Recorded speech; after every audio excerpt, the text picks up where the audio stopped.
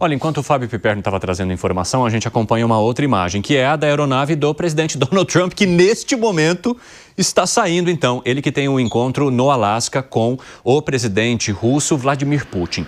Esse encontro deve acontecer numa base norte-americana que funcionava para a observação de Moscou durante a Guerra Fria.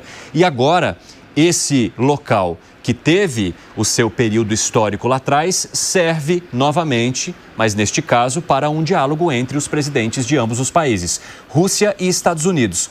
E num período em que a gente observa todos os movimentos de Donald Trump por causa das sanções que ele tem aplicado a vários países do mundo, inclusive para alguns países que continuam fazendo negociações com a Rússia. A exemplo da China, e o Brasil também entra nessa história por causa da participação no BRICS. E você acompanha também o presidente russo, Vladimir Putin, descendo de sua aeronave, cada um veio de um canto do mundo, para fazer esse encontro no Alasca. Como que deve ser esse encontro, segundo as agendas que foram divulgadas pelas autoridades norte-americanas e russas? Eles vão se encontrar numa sala a portas fechadas e participarão apenas, além dos presidentes, os seus tradutores e intérpretes. Então serão as únicas pessoas que saberão o que acontecerá nessa conversa entre Donald Trump e Vladimir Putin.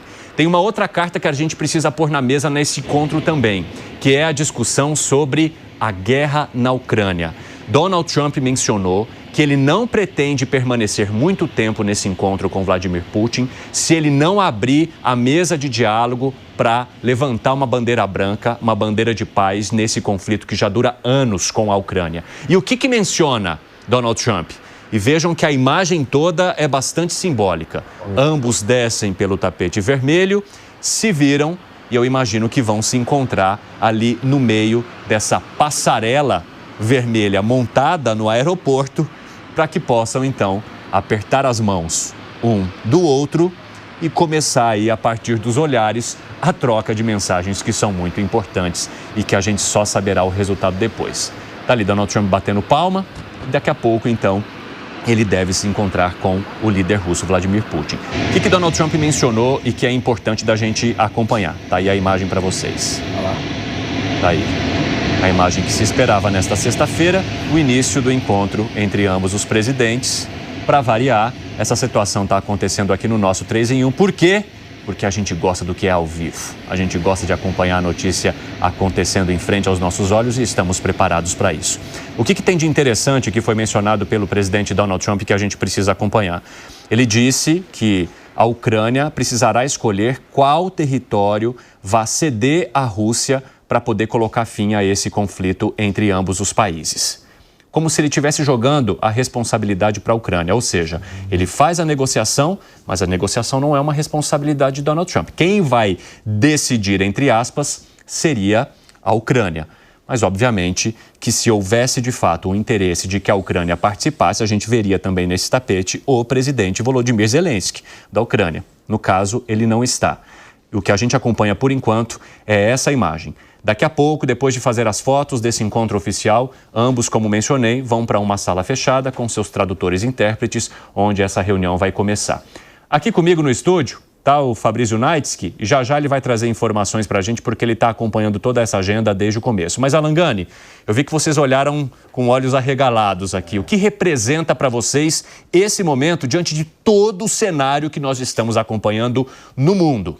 Olha só, não deixa de ser muito simbólico, uma esperança, talvez o início do fim da guerra entre Rússia e Ucrânia, que penaliza, claro, os ucranianos, principalmente a população civil, principalmente a infraestrutura do país. Uma guerra que nem deveria ter começado, onde 3 atores aí têm a sua parcela de culpa. Os Estados Unidos, com a sua política beligerante, com os neocons que escalaram este conflito, sabendo do limite que eles não poderiam cruzar. O Zelensky, que comprou a versão da OTAN e a versão americana. E, claro, o Putin, que é um invasor. Tomara que prevaleça a racionalidade e chegue-se a um acordo. Nesse momento entraram no veículo oficial e estão se deslocando então para o local onde será realizada essa reunião. Bruno Musa, como é que você avalia esse encontro? O que a gente pode esperar e o que a gente precisa observar? Eu acho que esse momento, eu estava olhando aqui, porque isso faz parte da história, né? Quando nós olharmos lá para trás, é um momento gigante na história isso. Contando todas as brigas que o mundo tá, esse encontro, descendo, como você falou, simbolicamente, o tapete vermelho, um olhando para o outro, se cumprimentando, realmente é um momento que tem que ficar para a história ali. Agora, eu acho que a coisa pode ficar mais complexa nessa análise, tá? Eu acho que vale a pena a gente mencionar daqui a pouco, mas eu acho que a estratégia é mais profunda. Eu concordo com o que o Alan Gani falou, mas eu acho que teremos negociações aí que talvez poucos estejamos pensando ou falando sobre isso. Eu falo daqui a pouco a minha opinião, não sei se... Pode continuar, diga. Bom, imagina o seguinte, eu estava até conversando com uma pessoa, com um amigo meu que vive dessa parte de análise de geopolítica.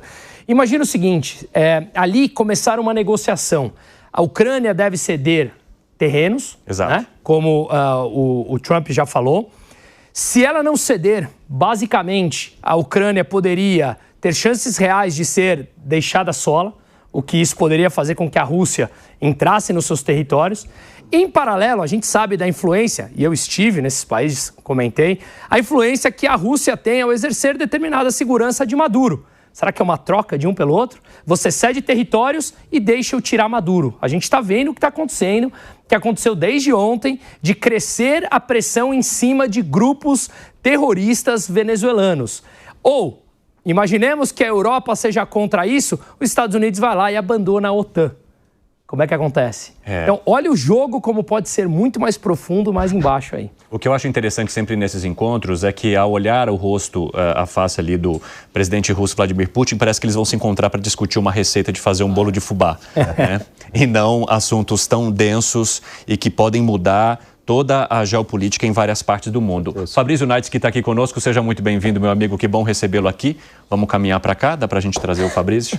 Tudo bom, beleza? Mano? Bem-vindo. Sempre que você entra aqui, eu sei que o negócio está pegando lá fora. É verdade, né? E aí, o que você destaca para a gente, Fabrício? O que a gente precisa observar? Olha, já tem a informação da rede Bloomberg que a Casa Branca está estudando a possibilidade de sanção para 2 empresas de petróleo e gás russo, caso não chegar a um acordo de cessar-fogo hoje, ou pelo menos uma prévia de um acordo. A Rosneft e a Lukoil. A Lukoil é a maior empresa de petróleo da Rússia, a Rosneft é a terceira. Então, os Estados Unidos podem ir atrás dessas empresas ligadas à matriz energética russa, caso não haja um acordo. Pode ser, então, esse o caminho de novas sanções? É o que a gente se questiona muito, né? Porque Donald Trump já havia falado, se não tiver cessar-fogo, a gente vai colocar mais sanções contra a Rússia.